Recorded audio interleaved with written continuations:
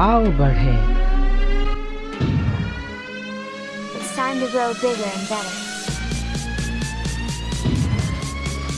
It's time to make progress. It's time to achieve big. यीशु ने कहा कि तुम्हारी ज्योति इतनी चमके कि लोग तुम्हारे जीवन को देखकर परमेश्वर की महिमा करें। Let's get ready to move forward in life. परमेश्वर चाहता है कि आप आगे बढ़ो। रुकी हुई अवस्था में कभी भी परमेश्वर की महिमा नहीं होती। ये प्रोग्राम परमेश्वर के द्वारा अभिषिक्त है आप सबको आगे बढ़ाने के लिए। आओ बढ़े।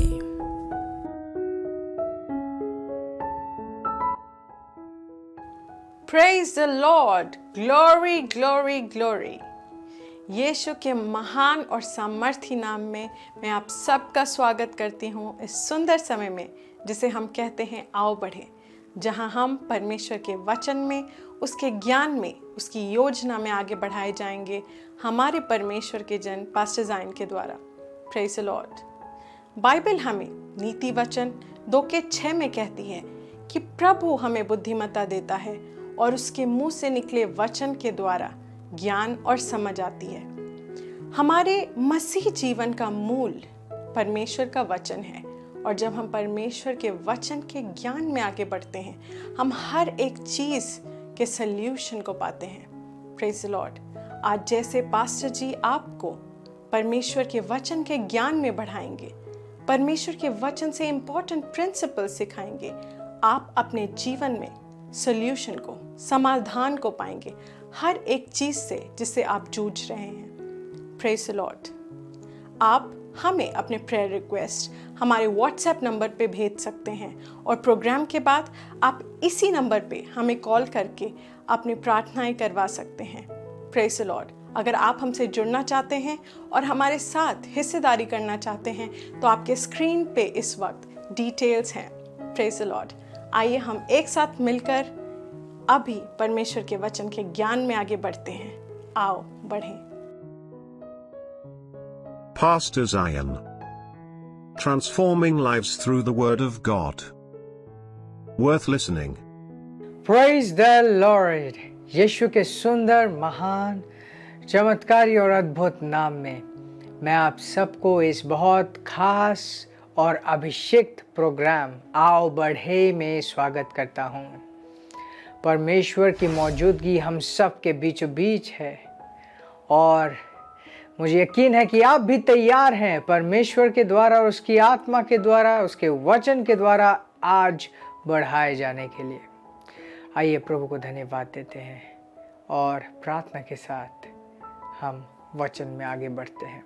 धन्यवाद पिता यीशु के नाम में, तेरे सुंदरता के लिए, तेरे प्रेम के लिए। धन्यवाद पिता कि तेरे पास हम सब के लिए प्लान्स हैं।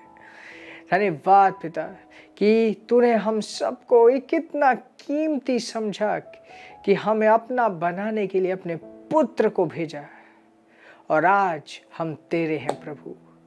आज हमारा जीवन तेरा है। यीशु के नाम में हम तुझे धन्यवाद देते हैं और इस वक्त मैं प्रार्थना करता हूँ हर एक कीमती भाई और कीमती बहन के लिए जो इस वक्त मुझे सुन पा रहे हैं। मैं प्रार्थना करता हूँ कि उनके हृदय, उनके आत्मा खुले हो इस वक्त, कि तेरा वचन उनके जीवन में विश्वास के साथ जा पाए, उनको आज एक समाधान का वचन मिले और तेरी आत्मा उनके स्तर को बदल दे यीशु के नाम में।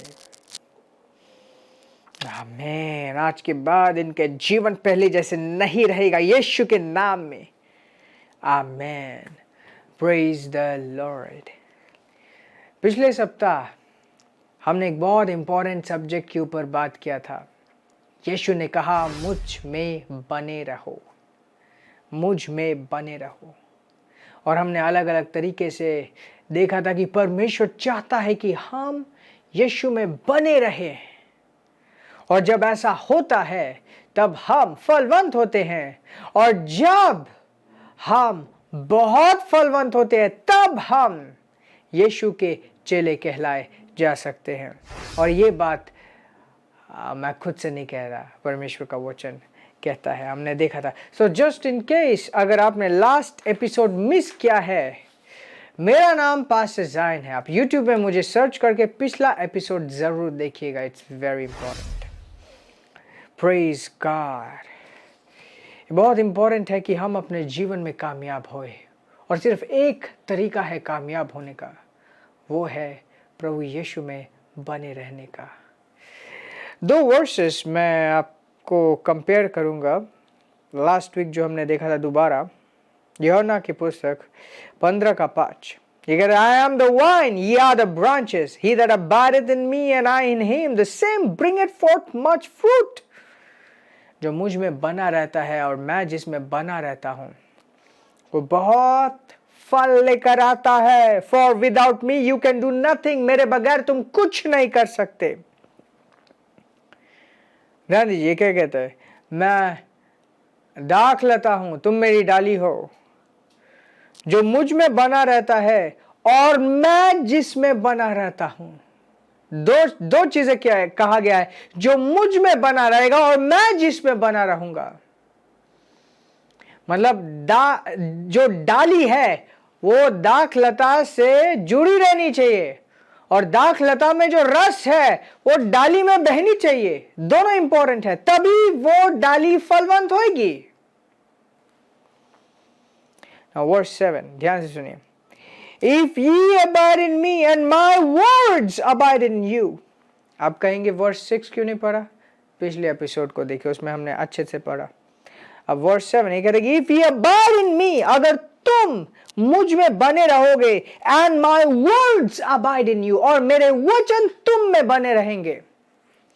Now वर्स 5 और वर्स 7 को जब हम कंपेयर करते हैं, हम ये पाते हैं कि यीशु का असली मतलब है कि उसका वचन हम में हो। जब उसका वचन हम में होता है तब वो हम में बना रहता है। आप देखते हैं 2 चीज, फर्स्ट हमें उसके साथ जुड़े रहना है, और वो हम में बना रहे। वो हम में कैसे बना रहेगा? जब उसका वचन हम में बना रहेगा। Praise God, praise God, praise God, praise God. Now, आज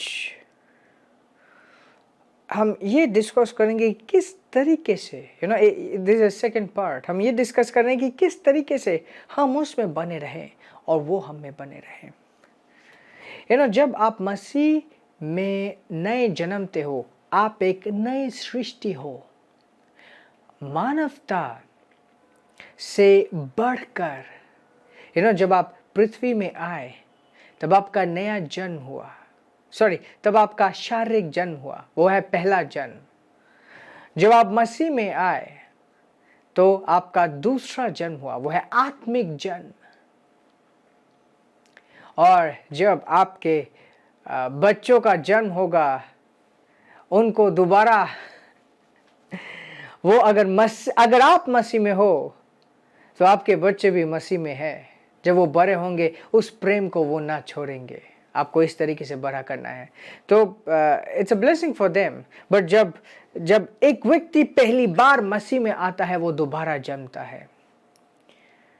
एक क्वेश्चन किसी ने पूछा कि जब हम तो नए जन्मे हैं, क्या हमारे बच्चे भी दोबारा नए जन्मेंगे? बाइबल दिखाती है कि अगर माता पिता पवित्र है तो उनसे जन्म हुआ बच्चा भी पवित्र है। किसके वजह से? उनके माता पिता के विश्वास के वजह से। और जब वो बच्चा बड़ा होता है तो ये अनिवार्य है कि उसे भी वो बच्चा उस विश्वास में आगे बढ़े, प्रभु से प्रेम करते हुए आगे बढ़े। हालांकि जब वो बच्चा बड़ा होता है तब उसका पर्सनल डिसीजन होता है, एंड अगर उस बच्चे को सही से बड़ा किया हो तो वो कभी प्रभु को नहीं छोड़ेगा। एनीवेज, सो हम देख रहे थे कि यीशु में बने रहना, एंड उसी के साथ हम देख रहे थे कि जब हम नए जन्मे, हम नई सृष्टि बन गए। हम मानव जाति से बढ़ के ईश्वरीय जाति, स्वर्गीय जाति, परमेश्वर के जाति में हमने नया जन्म लिया। और बाइबल कहती है कि अगर कोई मसीह में है तो वो नई सृष्टि है। और ये भी कहती है कि अब हम परमेश्वर की संतान हैं। पहले हम परमेश्वर की सृष्टि थे और अब हम परमेश्वर की संतान हैं। सृष्टि और संतान में बहुत फर्क होता है। ये जो शरीर है, ये जो हमारा हाड़ मांस का शरीर है, ये मिट्टी से बनाया गया था और उसके अंदर जीवन फूंका गया था।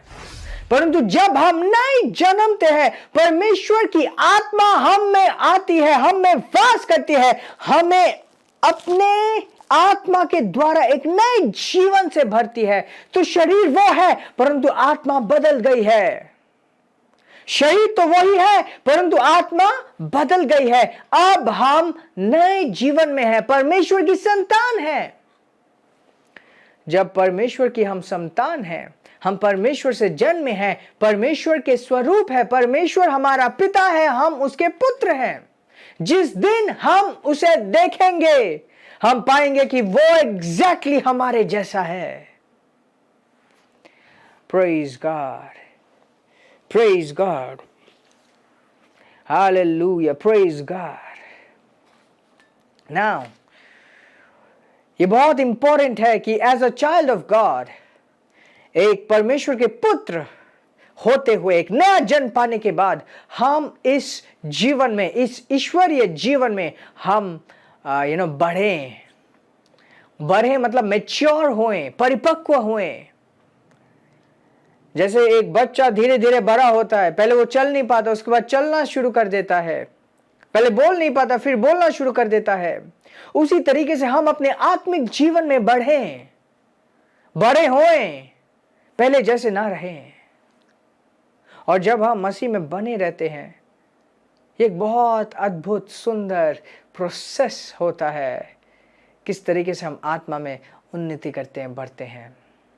एक एक्साइटिंग प्रोसेस होता है कि हम आत्मा में मैच्योर करते हैं। Praise God, praise God.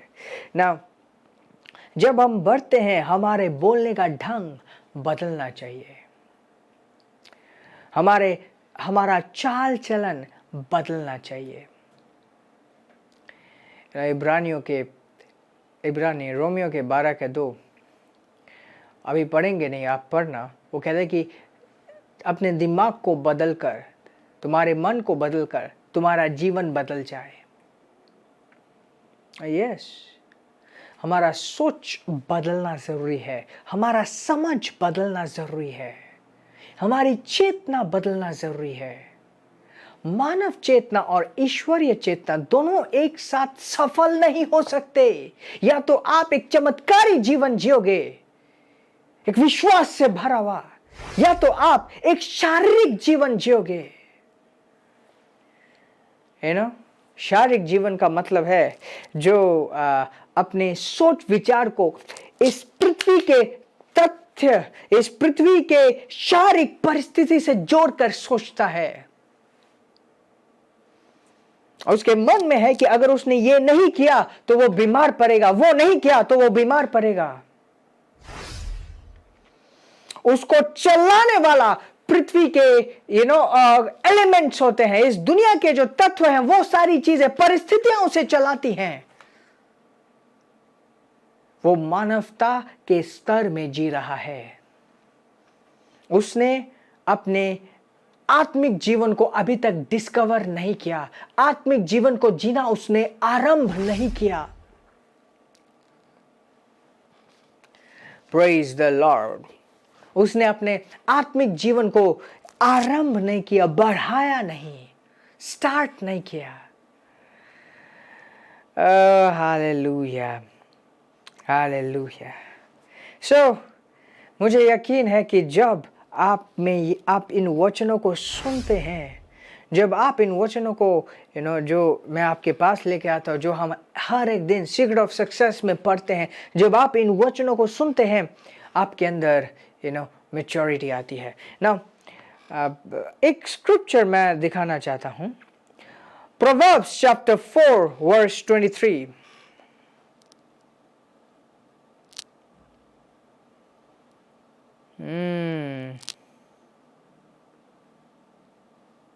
Praise God. और ये कहता है, keep thy heart with all diligence, for out of it are the issues of life. Keep thy heart with all diligence, for out of it are issues of life.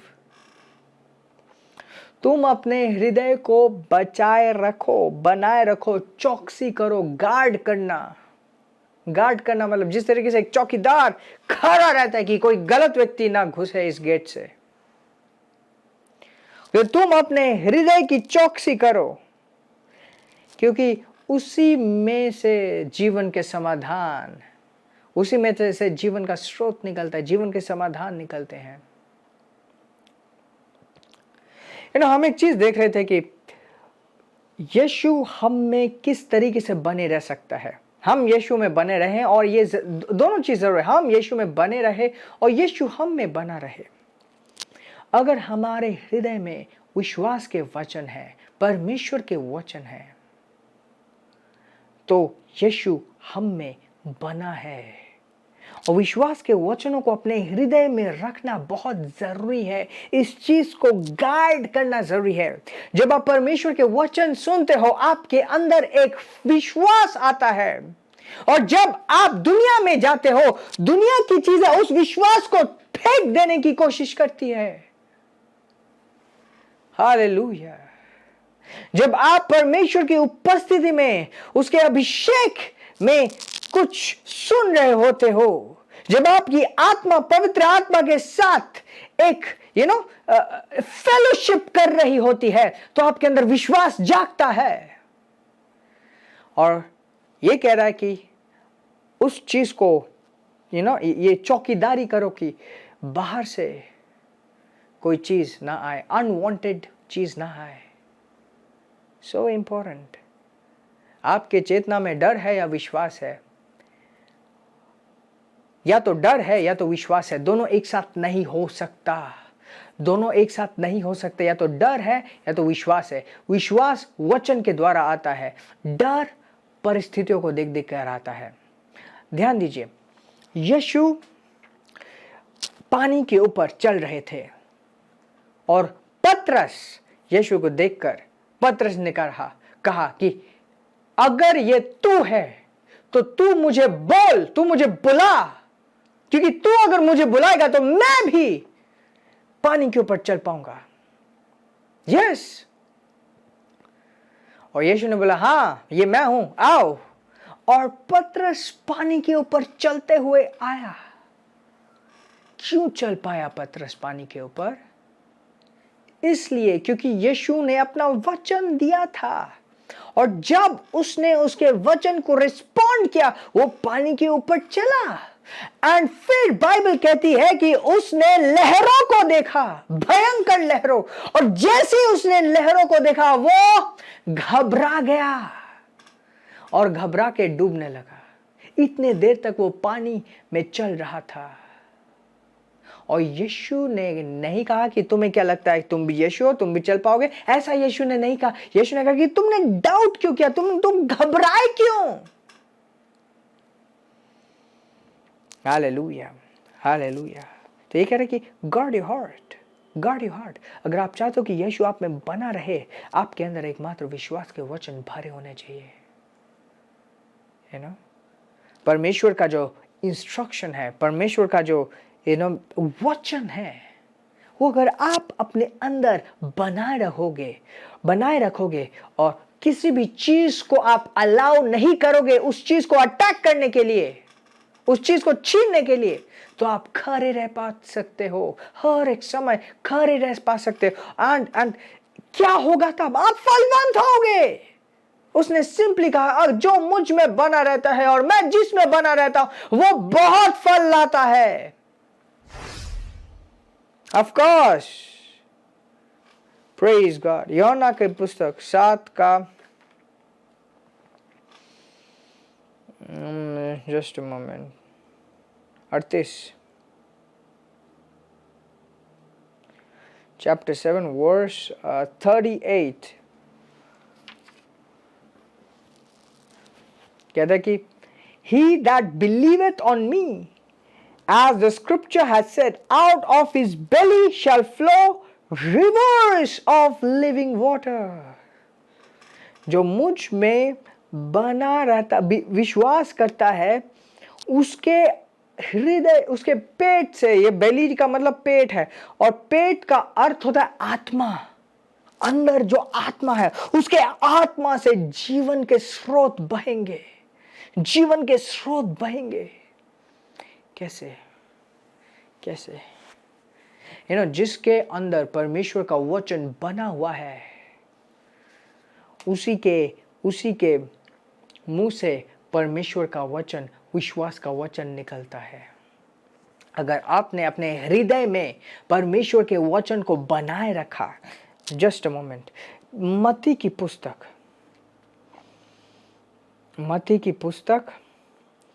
12:34। Understand this. The old generation of vipers, how can ye, being evil, speak good things? एकदम straight answer उसको दिया कि तुम खराब, मतलब evil, दुष्ट होने के बाद अच्छे चीजें कैसे बोल सकते हो। अब एक प्रिंसिपल वो कहता है, for out of the abundance of your heart, तुम्हारे हृदय में जो भरा हुआ है, द माउथ स्पीकेथ, वही चीज मुंह से निकलती है। किसी व्यक्ति के साथ अगर 5-10 मिनट बिताया जाए तो कोई भी मैच्योर्ड मसीह, जो परिपक्व मसीह है, वो समझ जाएगा कि ये व्यक्ति किस स्तर में है, क्योंकि उसकी बोली जो है, उसका बातचीत, रीजनिंग, मुंह से क्या निकल रहा है, किस तरीके से उसका सोच है, किस तरीके से उसके शब्द है, बता देंगे कि वो किस स्तर में है। अगर आप चाहते हो कि यीशु आप में बना रहे, इट्स लाइक अ ट्रेनिंग, सत्यनिष्ठा का ट्रेनिंग, राइचियसनेस का ट्रेनिंग, कि आप अपने अंदर विश्वास के वचन भरते हैं एंड यू डिसाइड कि आज के बाद मेरे मुंह से सिर्फ सुंदर चीज़ें निकलेंगी, सिर्फ विश्वास से भरी हुई चीज़ें निकलेंगी। क्या आप जानते हो कि आपका शरीर, आप मसीह के देह हो? यस, आपका मुंह परमेश्वर का मुंह है। क्या आप जानते हो इस बात को? और अगर आपके मुंह से उसका वचन निकले, या उसके वचन निकले का मतलब ये नहीं कि ये जो वर्सेस हैं उसी को हम रट्टा मार के बोले, वो एक शारीरिक तरीका हो जाएगा। मुंह से वचन बोलने का मतलब ये नहीं कि ये जो बाइबल है, बाइबल को हम रट्टा मार के उसी को मुंह से बोलते रहे। That doesn't mean। परमेश्वर का वचन मतलब आपसे जुड़ी हुई, जो परिस्थिति से जुड़ी हुई, उसका वचन का क्या इंडिकेशन, क्या अर्थ, क्या प्रकाश है। फॉर एग्जाम्पल, अगर मैं बोलूं कि धन्यवाद पिता कि मैं चंगाई से भरा हुआ हूं क्योंकि तेरी आत्मा मेरे अंदर रहती है, और मेरा जीवन और मेरा शरीर तेरी आत्मा का घर है, वासस्थल है। मैंने जो अभी बोला ये परमेश्वर का वचन है, क्योंकि पवित्र शास्त्र इसके अनुसार है। कभी कभार ना समझ के वजह से वर्सेस को रट के सेम चीज बोलना बहुत से लोग शुरू कर देते हैं, एंड इट डजंट वर्क। बहुत परिस्थितियों में ये कार्य करता है, बहुत परिस्थितियों में कार्य नहीं करता। परमेश्वर क्या चाहता है? जब आप इन शास्त्रों को पढ़ो तब इसका अर्थ आपके आत्मा में पवित्र आत्मा लेके आए। इसके ऊपर जब आप मनन करो, इसका प्रकाश आपकी आत्मा में उज्जवल हो, और जब यह प्रकाश आपकी आत्मा में उज्जवल होता है, जो आपके मुंह से निकलता है वो परमेश्वर का वचन होता है, क्योंकि उस प्रकाश के अधीन आप मुंह से बोल रहे होते हो। जब आप उस प्रकाश के अधीन बोल रहे होते हो वो परमेश्वर आपके मुंह से बोल रहा होता है। क्या आप समझ पा रहे हो किस तरीके से यीशु आपके अंदर वास कर सकता है, किस तरीके से यीशु आपके अंदर जी सकता है। यीशु कौन है? देहधारी वचन। आदि में वचन था, वचन ही परमेश्वर था, वचन परमेश्वर के साथ था, वही वचन देहधारी बना, हम सबके बीच में आया, उसी के द्वारा हर एक चीज बनी हुई थी। हर एक चीज परमेश्वर के वचन के द्वारा निर्धारित स्थापित की हुई थी। अगर आप उत्पत्ति की पुस्तक में पढ़ोगे, पवित्र आत्मा मंडरा रहा था और कुछ नहीं कर पाया, फिर परमेश्वर ने बोला, फिर पवित्र आत्मा ने किया। वचन से ही सब कुछ बना हुआ था। वो अपनों के पास आया, यीशु के बारे में कहा कि वो अपनों के पास आया, अपने उसे पहचान नहीं पाए। हम उसी वचन, उसी यीशु से नए जन्मे हैं और आज ये यीशु हमारे अंदर है, अपनी आत्मा के द्वारा और उस वचन के द्वारा। तो वो वचन अपने अंदर आप बनाए रखें। इब्रानियों की पुस्तक 12:2 जल्दी हम देखेंगे। Praise God. Okay, 12:2। Where is my Bible? Hallelujah। ये हमें दिखाता है बहुत important. Looking on to Jesus, यीशु की ओर ताकते हुए, यीशु की ओर focused.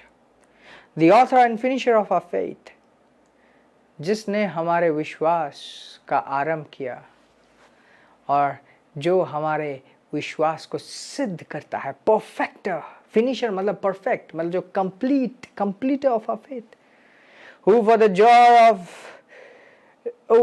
joy that was set before him endured the cross, despising the shame, and he sat down at the right hand of the throne of God. Hallelujah। ये कहता है कि उसकी ओर ताकते रहो।